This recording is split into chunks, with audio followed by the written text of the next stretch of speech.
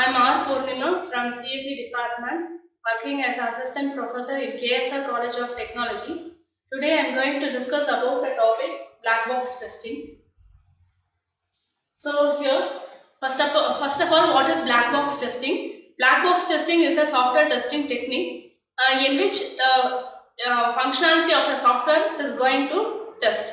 So here we cannot know the internal structure of the program or data structures. In black box testing, we have different types. They are equivalence class partitioning, boundary value analysis, decision table, state transition, and use case testing. So what is the objectives of software testing? So my first and foremost is it uncover as many errors as possible in a given product.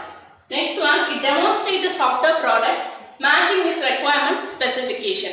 So we need to satisfy the customer requirements. So it is the main objective. Next one is it validates the quality of the software, testing using the maintenance of cost and efforts. Generate high quality test cases. Being a tester, it is the responsible for generate a high quality test case and perform effective tests and issue correct and helpful problem reports. First of all, we are going to discuss the equivalence class partitioning. So this is the first method. In this method, we are going to segregate the classes into equivalent classes. So the first and foremost principle of software testing is exhaustive testing is impossible.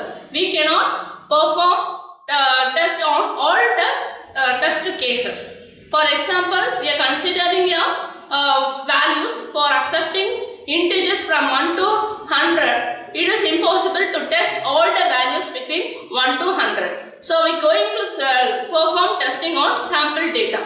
So this is one of the principles of software testing. Exhaustive testing is impossible. That's why we are going to follow this BBP method. In equivalence class partitioning, we are going to divide a set of classes into different ranges. It may be split into valid and invalid ranges. This software testing methods divides the input of a program into classes of data from which test case should be designed. So the concept behind this method is we are going to divide the classes into equivalent based upon the input domain. For example, in any application, let us consider a text box which can accept the values between 1 to 20. So here in first scenario, we are taking the input as 1 to 10 or 1 to 20. So if you assume 1 to 10, so what is the valid range means 1 to 10 is a valid. So what are the invalid range means less than 1 and greater than 10 or the values between the invalid range. So now we are going to split the ranges into 3 parts, that is valid and invalid. So valid input is between the 1 to 10, invalid input are less than 1 and greater than 10. So next step is we going to take your sample data from each and every classes and perform testing. So we can take any values within the specific range. The output of the specific data will equivalent to all the values in the particular class. So next one is boundary value analysis. In boundary value analysis, we are going to perform the testing based upon the boundary values. So in this method, we can include what is the maximum value, what is the minimum value, maximum value plus 1, minimum value plus 1, maximum value minus 1 and also minimum value minus 1. So there are 6 test cases possible by using boundary value analysis. So what are the guidelines of the boundary value analysis? As previously we discussed, we are going to take 6 input values based upon the specific method, that is upper bound, that is maximum value plus 1 minus 1 as well as lower bound plus 1 and lower bound minus 1.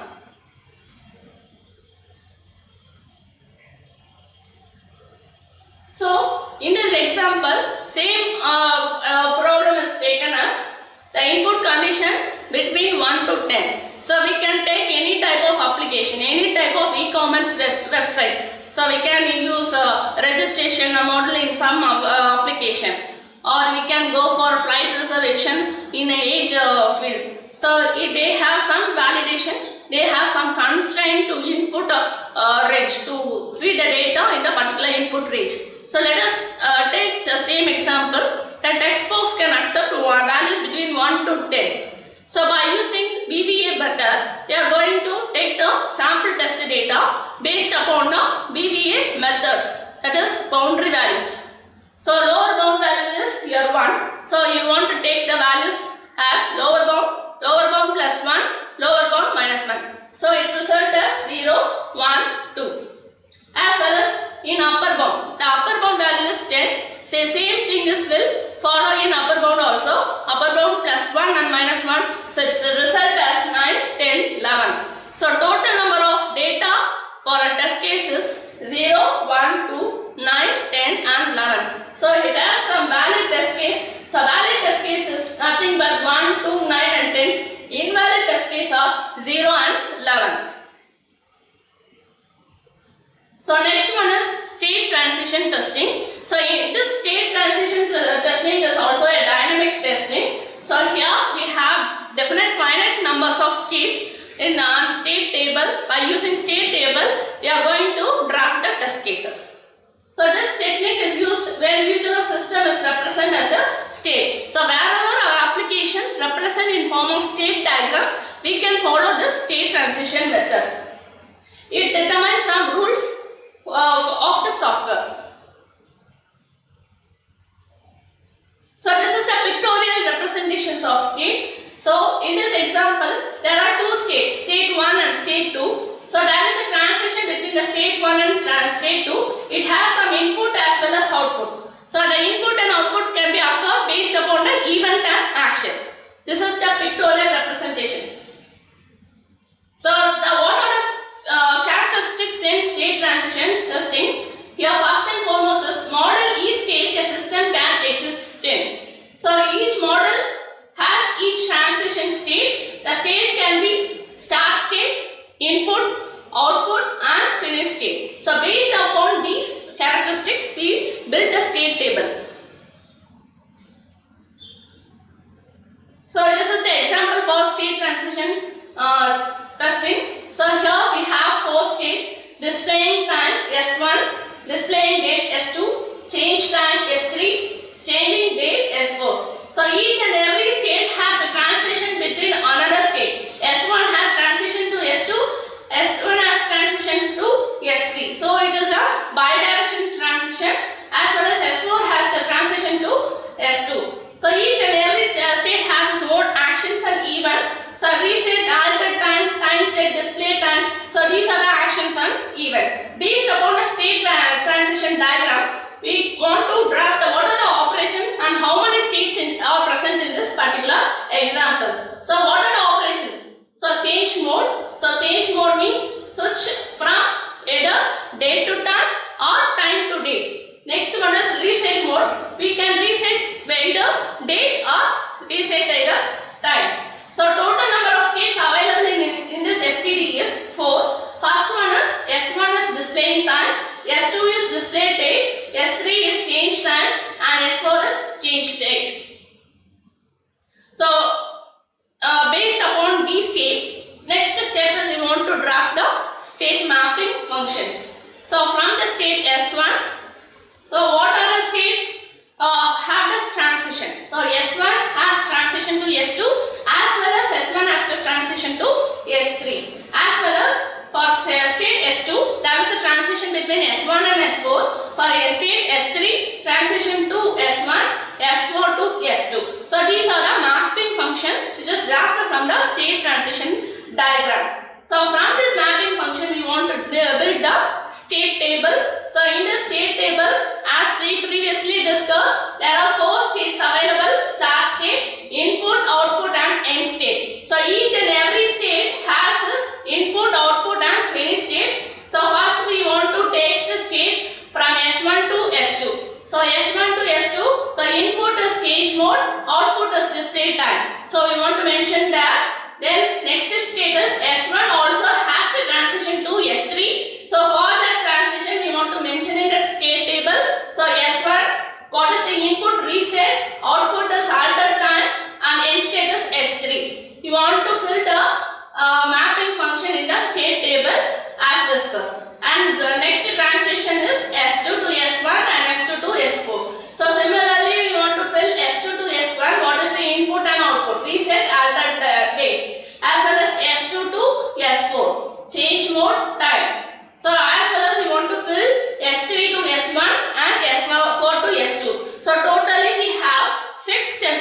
by using this state transition method.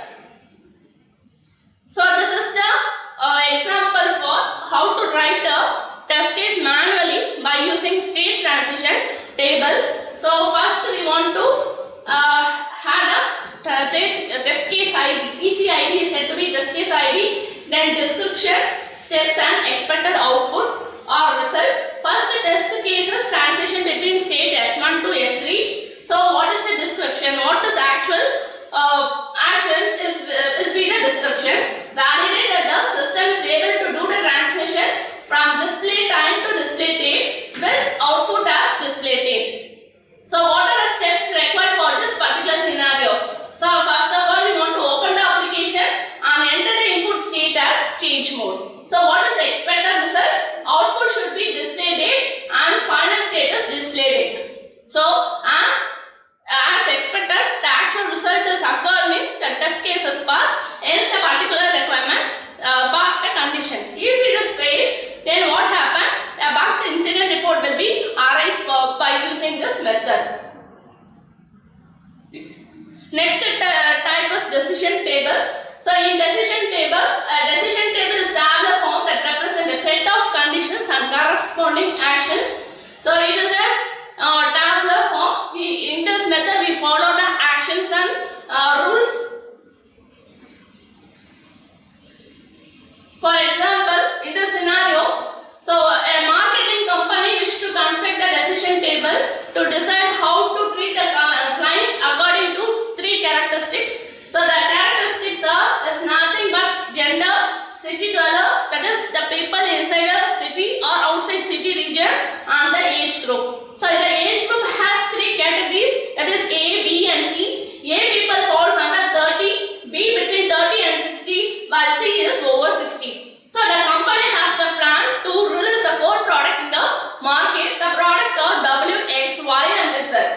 So the W product will be available to all the male people inside the city. Product X is available to all the young males. Product Y is available to female middle-aged shoppers who do not live in cities. Product Z is available to all the but older males. So this is the particular scenario of the company. Based upon the scenario, we want to build the decision table, and by using the decision table, we can draft the test cases. So first step is we want to identify what are the conditions and values present in the particular scenario. For example, here in this scenario we have three attributes, that is gender, city dweller, age. So gender basically we have two, that is male or female, city dweller inside or outside, so yes or no. Age group A, B and C. So by using these characteristics we want to draft find out how many rules are possible for this particular scenario. So the maximum number of rules is nothing but, so two values for gender, then city dweller 2 values, age group 3 values. So 2 into 2 into 3, that is 12. So 12 test cases will be possible. So next step is we want to identify the actions. So actions is nothing but how many products will be provided in the market. So this is the action. So 4 products will be available, W, X, Y, Z. So based upon the product, actions will be framed. So this is the rule and action table. So this is the final table. By using this table only we are going to construct the test cases. So how the rules and actions will be filled. First of all, we have 12 test cases based upon the calculation of maximum test conditions. So for general we have male and female. So male, female, the input is faded. City, yes or no, and age, A, B, C category. Next one is action. So how this action will be filled in this table. So for a W product, so W product will be applied to male city dwellers. So in our rules, the people who are male and who lives inside the city will be applied for X. So the test condition 1, 5 and 9 is suitable for this. So we can mark the input for the or tick mark for the particular rules. Similarly, we want to check for X, Y and Z product. So next one is simplify the table. So in this example we have 12 test cases. So our motive is we want to reduce the test case. So it is possible, yes. How it is possible? So there may be no impossible rules. So here in this scenario, example, the rule 2, 4, 6, 7, 10 and 12 have same type of action patterns. So we can combine those rules as 2, 6 and 10. So we have 3 conditions, that is 2 of 3 condition values, gender, city dweller or identical. One is different, it is not problem, the different may be combined. So all the 3 values and non-identical values are covered. So they are converted into single test case. Similarly, the same thing is followed in the rule 4 and 12. So next one is use case. So in use case testing we have actors and system, interaction between the actors and system. So here the use case are defined in terms of actor, not a system, describing what the actor does and what the actor sees rather than what input the system experts and what the system's output. So in this technique it helps us identify the test case that examines the whole system on a transaction by transaction basis from start to finish state. So in use case testing we are going to perform, first thing is identifying the testing scenario from use case, next one is path analysis, next one is deriving functional and negative test case. So this is the example. So in this example we have flow diagram. So based upon the flow diagram, here we are going to perform the path analysis. So from the start to beginning, it does not have any interruption. It is said to be happy coding. So number 1 is the happy coding. In second example, we have the alternate part, that is 1 to 2. Suppose the particular page is not logging. What happened? It again entered to the home page. So it is a second flow. Third flow is by placing the order we can cancel. Even for example, we are placing things by using add card button for any e-commerce website. We are going to decide to cancel the order. We have the option to cancel. So this is the third flow. And fourth flow is, so some page is not refreshed. Again the previous page, we are navigate to previous page and follow the same action. This is the fourth flow. So we have different flows. Based upon the flows, we want to draft the test cases. So these are the path analysis. As we discussed, we have flows, that is basic flow, alternative flow, exception, extended and user relationship flows. So what are the steps for our path analysis means? First of all, we want to draw the flow diagram for given active diagram. Then you want to determine all the possible paths. So analyze the rank, which one is first and second. We want to analyze the ranks of the path, and by using the path rank we are going to draft a test case.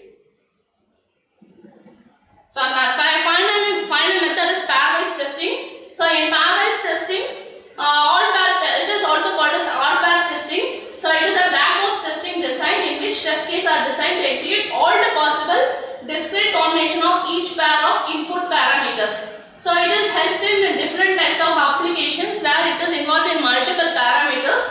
So by using this pairs we are going to design the test cases. So this is the example. So in this example we have different categories such as order, location, brand of the particular call, registration numbers, order type. So we group the data based upon the category. Order means it may be buy or sell. Location, where are the different locations are possible for the particular applications. Likewise, we want to group the data. By grouping the data, next one is we want to find out the possible conditions. So as we seen in the decision table rule framing, same thing is followed here. What are the possible combinations will be calculated over here. So it is a huge number. We want to simplify it. So how to simplify? So by using the boundaries, we can able to simplify it. So by simplifying the method, we reduce to 96. So this is the sample for the variables. So for if you are taking order category buy and sell, if you are taking a location, it may be 2 locations. It may be a product means what are the brand. Otherwise, you want to simplify the data. Thank you.